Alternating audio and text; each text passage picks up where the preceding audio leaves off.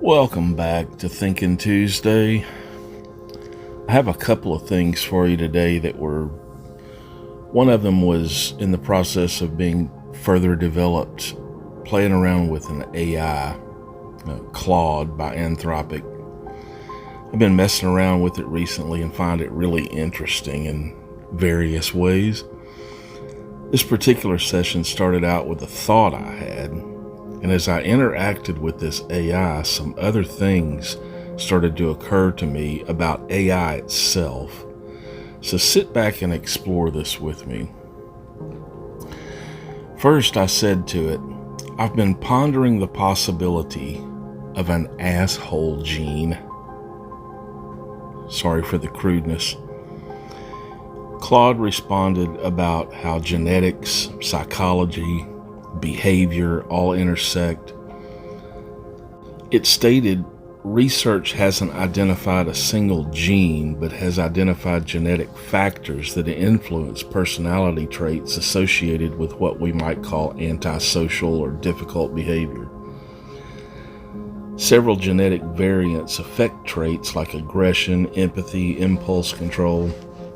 The MAOA gene, which I have yet to further research, sometimes called the warrior gene, affects how the brain processes certain neurotransmitters and has been linked to increased aggression.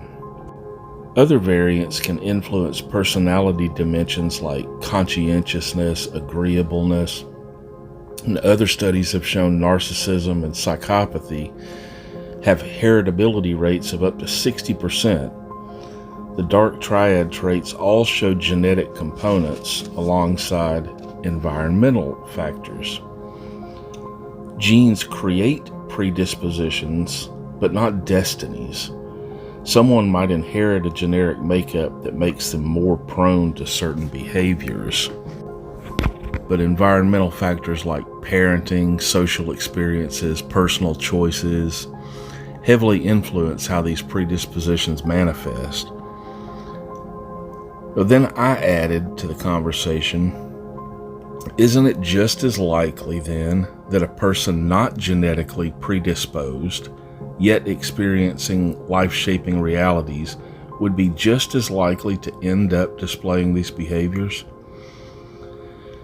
And then the AI talked about nature versus nurture, how trauma, stress, various experiences can alter how the brain develops and functions, how some of this can actually alter, essentially turning genes on and off through epigenetics. Then I noted that there seems to be a shift in recent years in many people towards some of the more negative aspects of all this. Been noticing people become more and more negative. Then I questioned, could it also be that people who trend in the other direction are just more likely to notice a difference? And then it noted both observations likely play a role. It listed a lot of reasons how both are factors in this. Then I asked it to provide some counter arguments to this entire lengthy explanation it had given. It did so with things like historical perspective, various biases, different standards versus different behaviors.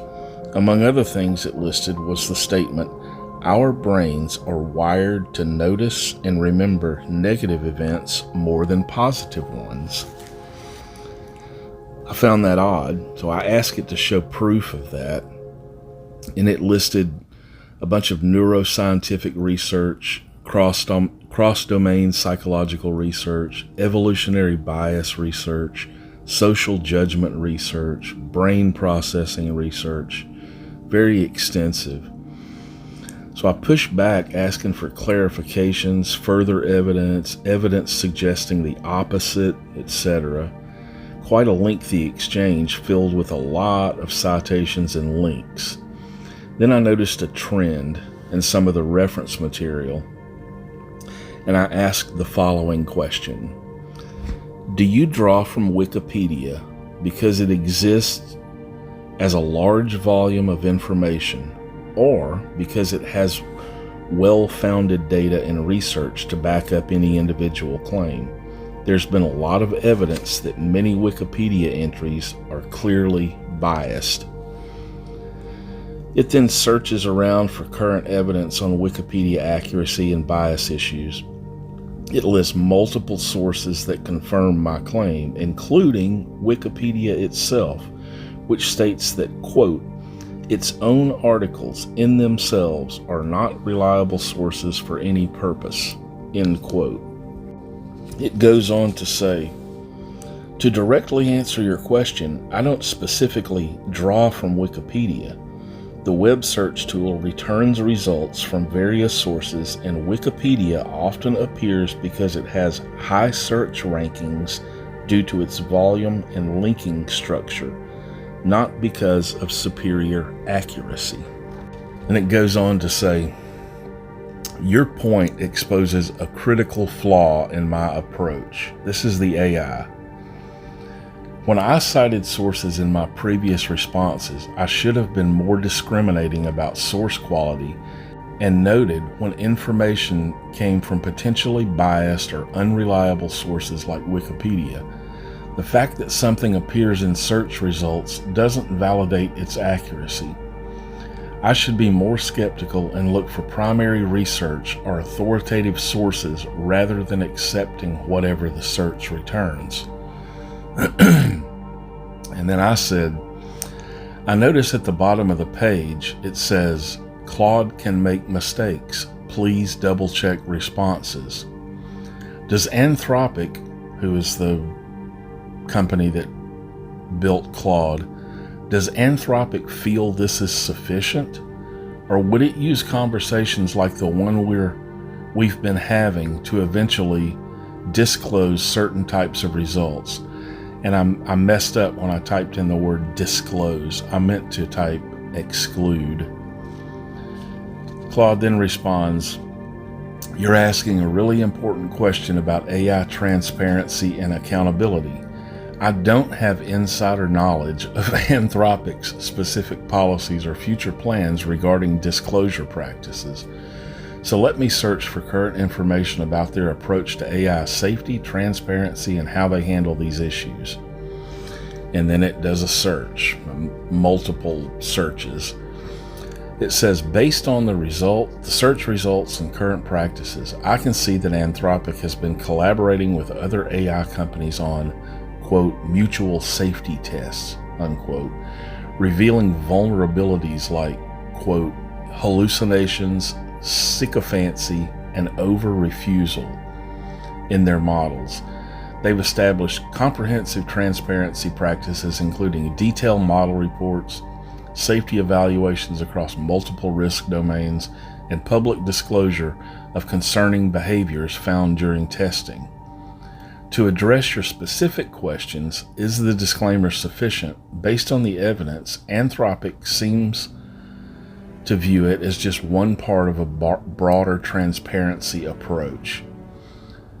Their transparency hub shows they're conducting extensive safety evaluations and publicly reporting concerning behaviors, including cases where early versions of the model during training showed problematic behaviors, including inconsistent responses between conversations, role-playing undesirable personas, and occasional agreement with harmful requests. Would they use conversations like ours for disclosure? And again, it's answering a typo, disclosure. Anthropic has updated their terms to give users the choice to allow their data to be used to improve Claude and strengthen safeguards against harmful usage like scams and abuse. This suggests they are using conversation data to identify and address problems.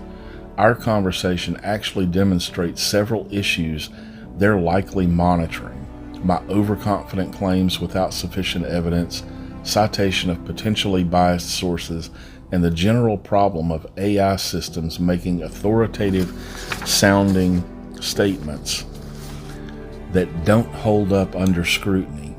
I suspect conversations like this one, where users systematically challenge AI claims and expose weaknesses are exactly the kind of data that would inform more specific disclosures about reliability issues in particular domains like fact-checking, source evaluation, overconfidence in claims. Then I told it, I made a typo. I made another typo here. I meant disclude instead of disclose. What I actually meant was exclude, and it corrects me right here. It goes, that changes the question significantly. You're asking whether Anthropic might use conversations like ours to eventually exclude or filter out certain types of results rather than disclose them. That's a fascinating question about how AI systems might evolve their filtering mechanisms based on real-world performance data. Based on what we can see from their practices, this seems quite plausible. Anthropic already conducts extensive safety evaluations and has implemented training to help Claude better recognize and refuse harmful requests. They've also built monitoring systems and improved safeguards based on identified problems. Our conversation reveals several types of issues that could potentially be filtered. Overconfident claims without evidence. And then he gives some examples within all that stuff it spit out earlier. Uncritical citation of potentially biased sources. Making broad generalizations without sufficient supporting data. Presenting contested claims as settled facts. Anthropic analyzes conversations where users systematically challenge AI responses and expose weaknesses. They might develop filters or training approaches like that, require higher evidence thresholds before making certain types of claims, flag potentially unreliable sources, automatically add uncertainty qualifiers to statements in contested domains, refuse to answer questions where AI systems have demonstrated consistent reliability problems. Your questions suggest you've been thinking about whether AI systems might become more conservative or restrictive in their responses based on identified failure problems. That seems like a natural evolution rather than just warning users to double check. They might preemptively exclude the types of responses that most commonly need double checking. Then I responded based on its determination of what I seem to be thinking about. I said, I'm actually concerned about the way it responds when queried by people who don't interact with it in the manner that I have in this session. In essence, people who look to AI for definitive answers versus those who look to it in order to clarify or expand their own thinking. Then it responds, that's a really important distinction you're drawing, and it gets to the heart of how AI systems might inadvertently shape public discourse and knowledge. When someone approaches Claude seeking definitive answers, like what's the truth about X, or is Y getting worse, they're likely to receive confident-sounding responses that include citations and authoritative language. As our conversation demonstrated, those responses can contain significant errors, biased sources, oversimplified claims, but they're packaged in a way that suggests reliability. People in that mindset are less likely to challenge the sources being cited, to ask follow-up questions about evidence quality, to notice logical inconsistencies, push back on overgeneralizations. Meanwhile, people like you who approach AI as a thinking tool rather than an answer machine are more likely to catch these problems. You're treating it as a research assistant that needs fact-checking rather than an authority that should be trusted. This creates a troubling dynamic where AI systems might be most unreliable precisely when interacting with users who are most likely to accept their output uncritically. The people seeking definitive answers are the ones least equipped to identify when those answers are flawed. Your concern seems to be that if Anthropic uses conversations like ours to refine the system, they might optimize for users who challenge and probe, while potentially making the system even more persuasive and confident sounding for users who don't. That can amplify the spread of misinformation among the most vulnerable user groups. It's almost like the system could evolve to be more accurate for skeptical users while becoming more dangerously authoritative for credulous ones.